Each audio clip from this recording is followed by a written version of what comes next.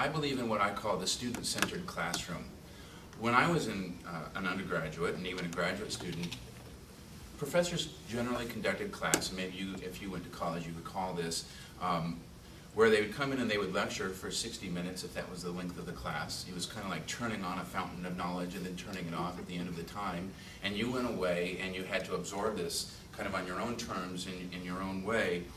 And that there would be a midterm, there would be a final, there would be a paper. It might be 7 pages, it might be 15 pages, but those were the assignments. And virtually you could count on that in any of the courses that I took as an undergrad in particular. I don't teach that way.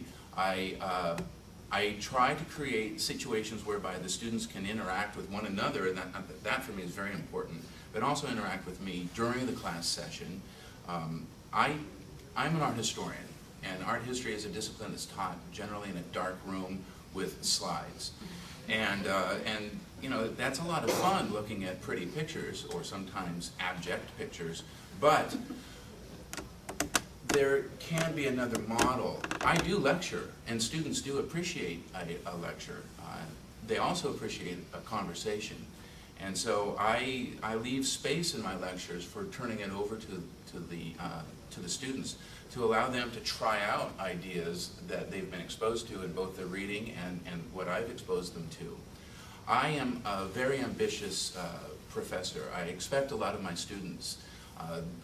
A lot of the students, particularly in my major, but other students say, you know, you only take one class from this individual in a semester. If you try to do 2, you know, it will be way too much for you. But, you know, on one level, maybe that's true, but I end up being kind of a puppy dog as well.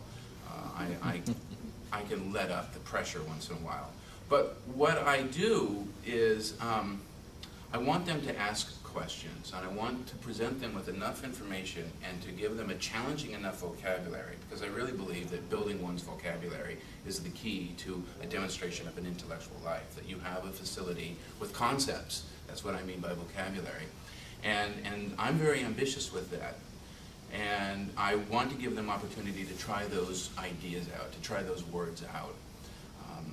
So I do have students writing papers. I also have students making movies, even though I do not teach studio courses. But for instance, this semester, all my students have to make a movie on the same subject that they're writing a paper about. It's a different way of handling the material. What I find is that the students already have that kind of skill set. It's something that they're interested in as a hobby.